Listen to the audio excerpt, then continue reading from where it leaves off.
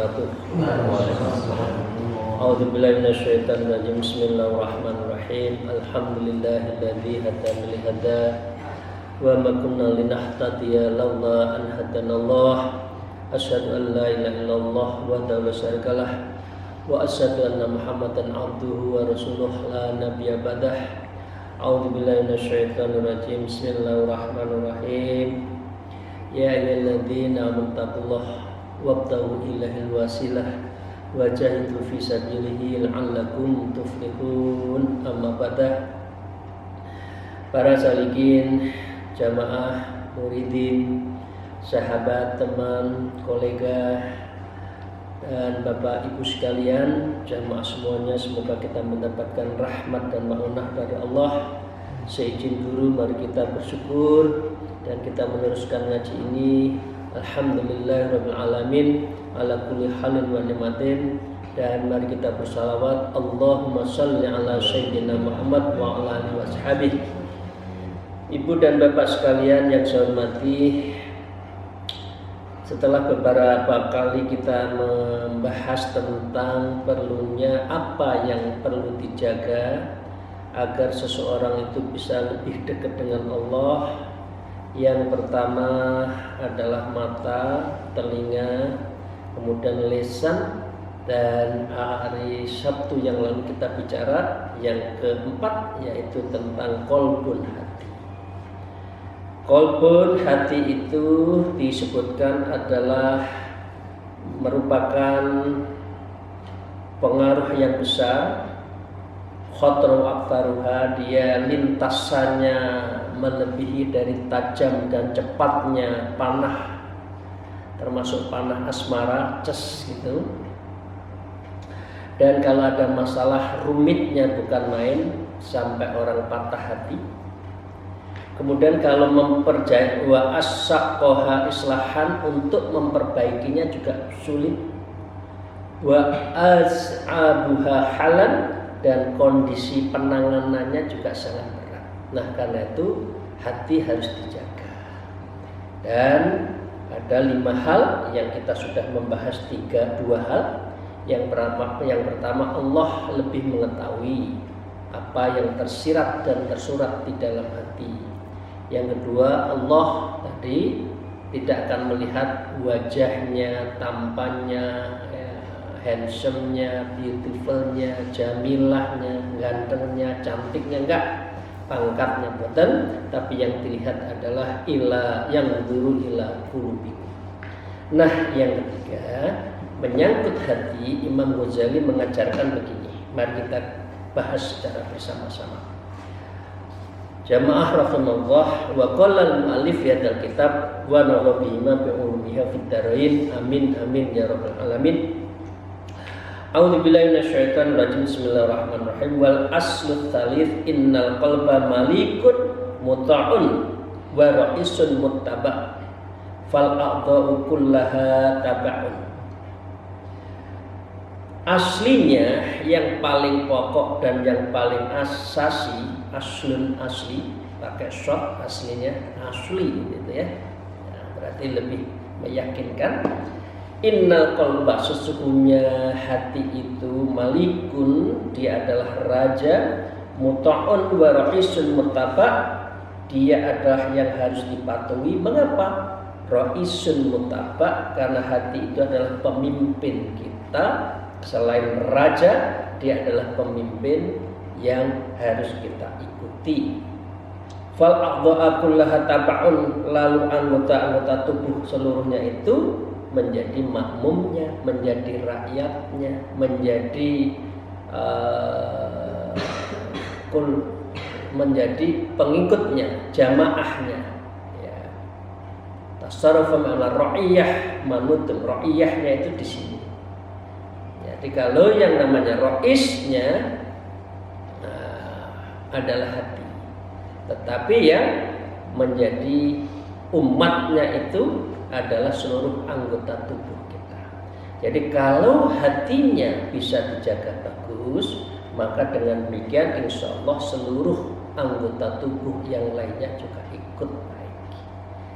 Nah, Imam Ghazali di dalam kitab Kimia Usa'adah menyebutkan ada 4 yang ada di dalam diri manusia. Ada kolbun dalam arti substansi ya, bukan kolbun dalam arti gumpalan darah, pengertian yang ada di dalam hati kita. Asal kita tidak makan lemak banyak, hati kita juga tidak fat, tidak ada terbungkus lemak. Nah, itu gampang. Tapi kalau hati yang sesungguhnya adalah itu menyangkut basiroh, menyangkut mata hati, qulub mereka, atau disebut dengan fuada, sudur. Nah, ini pengertian-pengertian dari hati yang lain.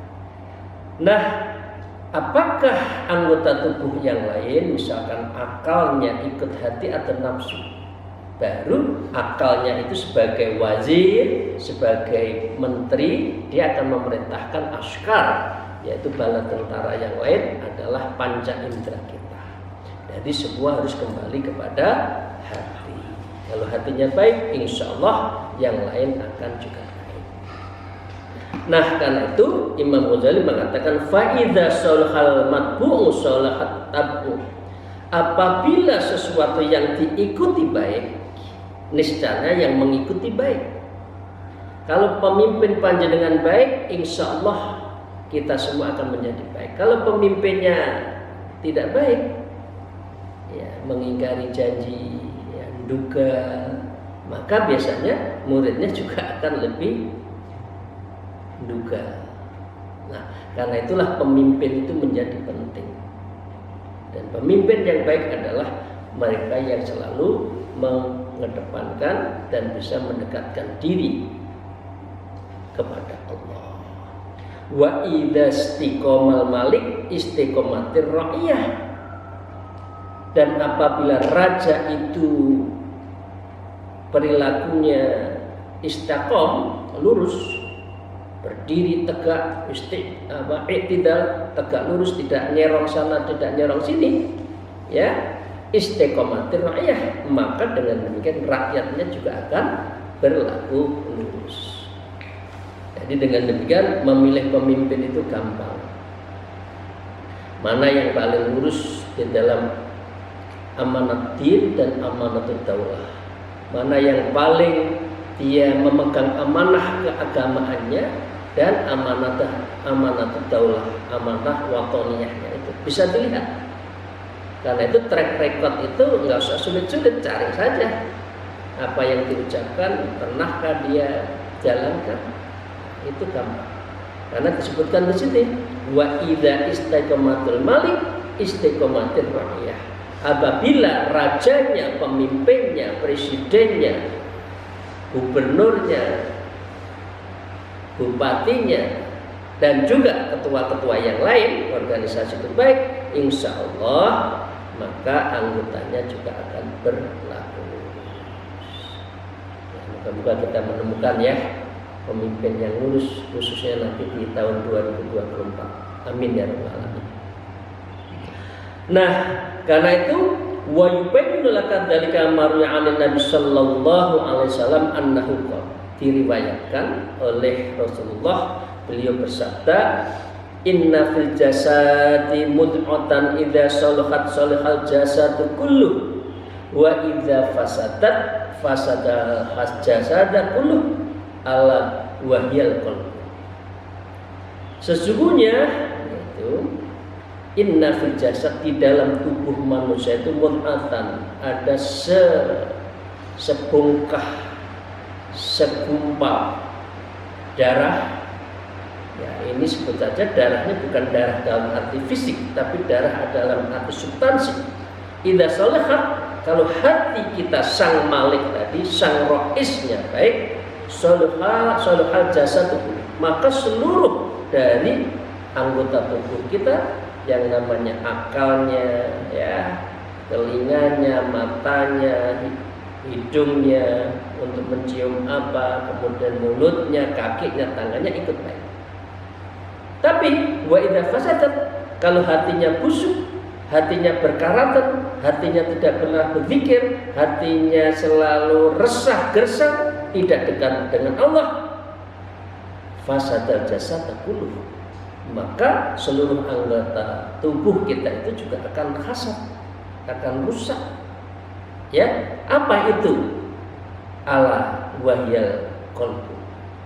Dan itu tiada lain adalah qalbun yang disebut dengan al-malik dan juga disebut dengan ar-rais, dan itulah yang harus kita ikuti.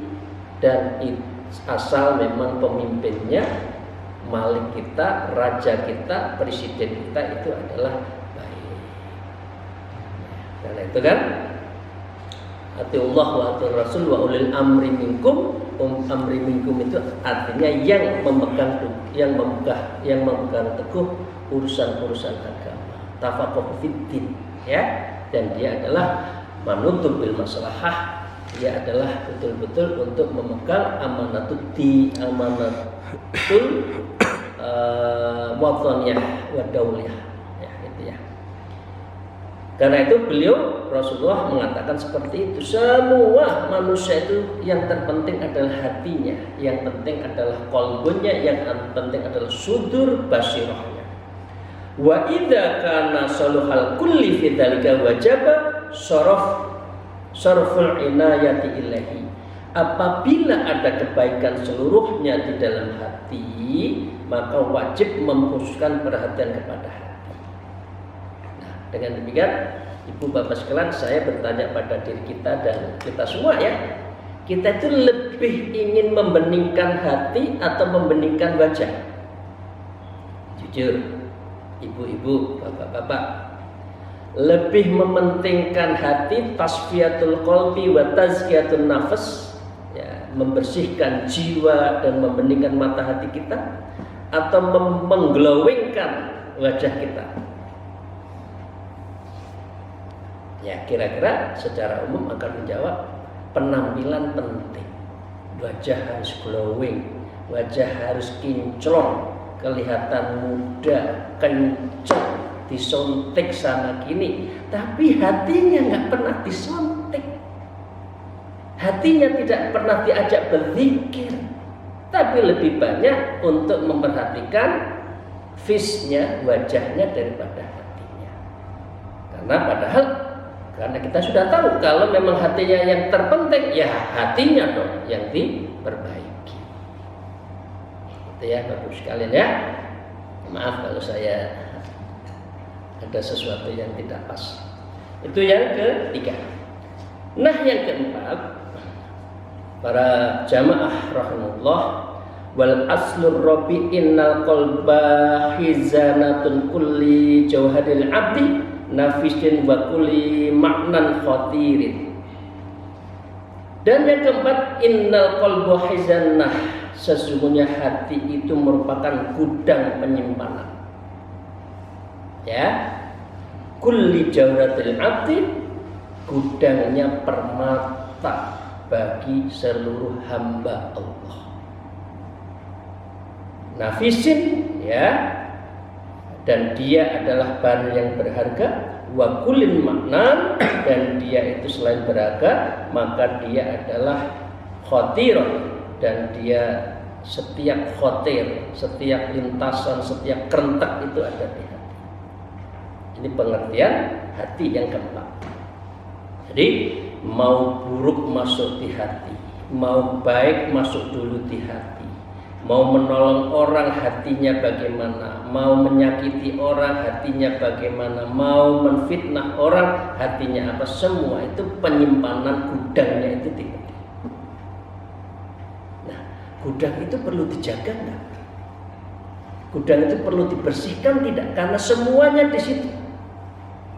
Karena dia adalah gudang, maka isinya yang baik-baik gitu. Jangan diisi ada bom, ada TNT di dalam hati kita, sedikit marah, sedikit meledak-meledak, sedikit menfitnah orang. Itu adalah gudang yang diisi oleh penyakit hati, hasad, iri, dengki. Dan karena itu Bapak Ibu sekalian, mari kita bersihkan hati. Karena hati itu adalah gudang dari segala gudang yang ada di dalam khotroh, lintasan kita di dalam diri semua manusia. Ya, awaluhal aql, gudang yang pertama apa? Yang pertama akal. Akal itu sumbernya dari hati. Kalau hatinya bersih, dia merintahkan akal itu bersih, maka semua perilaku, cara berpikirnya, cara untuk positive thinkingnya, ya, itu akan baik. Kalau tidak, hatinya jelek, jadinya su'udon. Tapi kalau hatinya bersih, akalnya akan bersih juga. Kemudian dia berpikir secara husnudzon. Ya, itu yang pertama ya. Dengan akal itulah wa ajjalha ma'rifatul ta'ala. Dengan akal itu orang bisa tafakur dan bisa ma'rifatullah. Man arafa nafsa faqad arafa rabb. Siapa yang tahu terhadap dirinya, taksonomi dirinya, dari dan ke untuk apa, serta mau kemana, maka faqad arafa rabbak, maka dia akan tahu kepada Allah yang kita tuju. Tapi kalau kita tidak tafakur, tidak akal kita tidak sehat, atilah, kita akan berjalan tanpa arah. Kita akan di tengah perjalanan atau di perempatan 5 tidak pernah tahu kemana arah kita tuju, tapi toleh-toleh gila-gila saja terhadap lalu lalangnya kehidupan ini. Nah ini karena itu dengan akal lah akan bisa ma'rifat ta'ala allati hiya sababun sa'adat darain. Dengan makrifat itulah maka kita akan mendapatkan dua kebahagiaan, fiddin wal akhirah, kehidupan di dunia dan di akhirat. Panjenengan boten cekap seneng nek dunia itu boten cekap. Sing saya adalah seneng nek dunia lan akhirat. Ya dunyane digoleki, ya akhirate digoleki. Ojo meteng-teng tok golek dunya. Siang malam jam 12 malam 1 golek duit terus ngibadahi keter, misalkan. Karena apa? Dunya. Dan orang yang dunya itu adalah dia tidak rugi karena dunia jifah, karena dunia itu sebetulnya batang yang tidak akan kita makan dan tidak akan kita bawa. Panjenengan santen ngalor itu bawa batang, mboten kan? Enggak kan? Nah, karena itu orang yang pinter adalah orang yang menuju ma'rifatullah. Orang yang ma'rifatullah akan mendapatkan apa? Mendapatkan sa'adatud darain, akan mendapatkan kebahagiaan di dunia dan di akhirat. Tsummal basairul lati biha taqaddama wal wajhu 'inda Allah 'azza wa jalla. Dengan hati maka kita akan memprioritaskan ya wajahadatun, yaitu terhadap apa? Kehormatan. Di hadapan siapa? Innallahi azza wa jalla, di hadapan Allah Subhanahu wa taala. Orang-orang Gusti Allah itu ndak lihat pangkatnya apa. Enggak. Allah tidak akan melihat pangkatmu apa, kekayaanmu berapa, mobilmu apa, dan lain-lain sebagainya. Enggak, bukan itu. Tetapi yang dilihat adalah basirah, mata hati. Kalau ada 4 tingkatan ya. Ada 4 tingkatan: qalbun, ya, fuad, sudur, basir. Ini menyangkut hati ya. Kalau qalbun itu masih bolak-balik, masih gampang tergoda. Fuad itu lebih dalam. Kalau sudur, apa yang di dalam hati Allah tahu, dan itu yang ada di mata, yang ada di dalam apa ya, unek-unek ya, intil-intile ya. Tapi kalau basirah itu sudah Allah turun, Allah memberikan ilham sehingga seseorang itu punya basirah. Aduh, Bapak Kiai, Ustadz, Kiai Khos, para wali itu basirahnya kuat. Beliau tahu sadurunge minarah. Karena apa? Allah yang membimbing. Kenapa? Karena hatinya bersih. Jadi ada 4 tingkatan: Qalbun, fuad, sudur, basirah. Nah, ini kalau sudah Allah, kalau kita sudah memiliki basirah, itu berarti tasfiyatul qalbi kita, kebeningan mata hati kita itu adalah sudah tercapai. Dan orang seperti adalah wal wajhatu indal ajalah, orang itu akan mendapatkan kehormatan dari Allah Subhanahu wa taala. Tsumman niyatil khalis fit ta'at, dengan hati itulah orang akan terletak pada niat yang ikhlas di dalam taat. Oleh orang ikhlas udah abad-abad berat untuk amal ihsan itu. Amal baik itu berat. Maca Quran berat, ya, sholat malam berat, membantu orang berat. Karena apa? Hatinya masih kotor. Nah karena itu semua niat ikhlas di dalam taat based on-nya itu baik the clearing atau apa ya, bersihnya hati. Bapak Ibu sekalian, jangan sudah belajar hati belum? Ngaji gini itu sulit. Banyak kepentingan yang kita kalahkan hanya kepentingan sesaat. Biasanya gitu. Kalau udah hati itu. Kalau hatinya kotor biasanya gampang terpengaruh, maunya ngalor tetapi ngidul. Maunya ngaji ternyata mampir, akhirnya nggak ngaji. Itu karena apa? Hati itu tidak ikhlas. Allati yata'allaqu biha thawabal abadi tsumma anwal ulum wal hikmah allati yasharaful abdin. Kemudian yang bergantung dengan tadi ikhlas yang betul-betul dalam taat itu akan mendapatkan apa? Ganjaran yang abadi. Biha thawabal abdin. Tsumma anwal ulum, kemudian mendapatkan ilmu dengan hati, wal hikmah dan hikmah allati yasharaful abdi, dan ini merupakan kemuliaan seorang hamba. Jadi yang pertama adalah tersimpan hati pikiran ya untuk makrifat. Yang kedua adalah meraih kehormatan. Yang ketiga adalah dengan hati itulah kita akan berbuat ikhlas. Dengan hati itulah kita mendapatkan pahala 4. Yang kelima, dengan hatilah kita akan mendapatkan ilmu. Dengan hati yang bersih itulah kita akan mendapatkan hikmah. Dan itu adalah kemuliaan hamba. Kurang apa? Kalau hati kita sudah bersih itu kurang apa? Nah, di sini dibedakan antara ilmu dan hikmah. Kalau hikmah itu pasti berilmu. Kalau berilmu belum tentu berhikmah. Ya, menurut Imam Al-Hazin disebutkan hikmah itu lebih tinggi kualitasnya daripada seorang ilmu. Karena hikmah yang bicara adalah mata hati, bukan karena nafsunya. Jadi muka-muka kita wal maudil hasanah ya bil hikmah wal ila sabili rabbika bil hikmah. Jadi kalau mengajak manusia itu sebaiknya dengan hikmah. Para salikin rahimahullah. Nah, kalau sudah mendapatkan tadi 5 tadi wasyair akhlaqus syarifah, maka semua itu adalah etika yang mulia dan perilaku yang terpuji.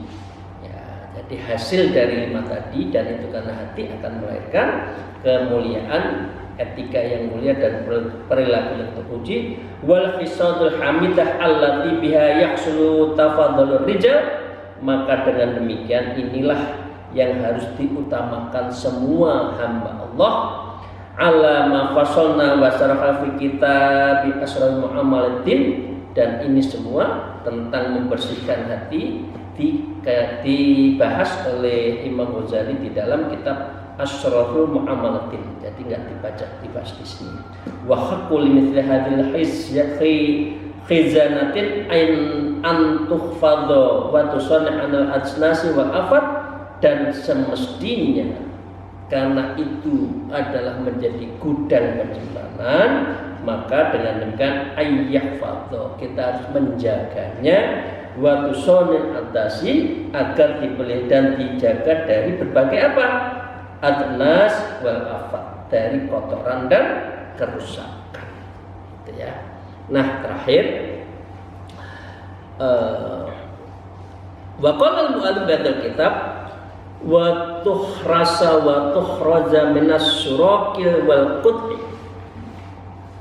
Selanjutnya, hati itu perlu dikawal, dibentengi dari para pencuri pembegal. Karena hati itu juga bisa dibegal. Karena itu mengapa hati itu penting. Hati itu kadang-kala kalau sudah gelap nggak lihat. Nah, Bapak Ibu sekalian, kalau mencintai seseorang kadang-kadang kan nggak melihat. Pokoknya seneng. Karena hatinya dibegal. Yang mata hatinya itu nggak berbicara, tapi yang penting seneng. Pokoknya aku seneng kudu karo kuwi. Nah, gitu. Kadang-kadang kan seringkali kan ibu-ibu, bapak-bapak mengetahui anaknya kan bersikap itu, apa aku karo kuyai. Nah, padahal bapaknya nggak suka. Nah, karena apa? Hatinya as-suraqi wal quta'i, hatinya telah dibegal dan oleh pencuri. Ya, ada pencuri cinta. Berat ya. Wa tukrami wa tujal bisurul karamah, dan dimuliakan, diagungkan dengan beragam kemuliaan kalau kita perlu dijaga. Agar apa? Le'allan ya'al-haqatil kal-jawahil azizah, agar jawahir, agar permata tadi yang di dalam diri kita itu tidak dilekati oleh kotoran pada permata. Ibu bapak sekalian, panjenengan punya cincin ya, brilian, intan, diamond ya. Kalau itu kena kotoran, eman-eman nggak? Apa ya, eman-eman itu apa ya? Sayang nggak? Sayang kan? Nah, karena itu jangan jaga. Mari kita jaga hati kita yang permata ini, jangan kena kotoran, jangan melekat kotoran. Karena sudah melekat, hati kita itu ada noktah 1, 2, 3, akhirnya bisa gelap semua dan tidak kelihatan permata kita. Wa danasat wa la yadfuru biha, dan karena kita itu sudah kita jaga, maka para pembegal dan pencuri tadi itu tidak bisa merampas permata hati kita. Dan itulah yang terpenting dan itu sangat berat. Karena itu wal iyadu billahi udhun, dan ya Allah berikanlah saya perlindungan agar kami kita semua bisa melawan musuh-musuh kita. Dalam hal ini adalah nafsu dan setan. Jadi ini ditutup oleh Imam Ghazali mengenai perlunya kita menjaga gudang jauharah tadi. Amin ya rabbal alamin. Semoga Allah meridhai, membimbing kita semua dan kita betul-betul bisa tazkiyatun nafs wa tasfiyatul qalbi. Assalamualaikum wallahu muwaffiq ila aqwamit thariq. Wassalamualaikum warahmatullahi wabarakatuh.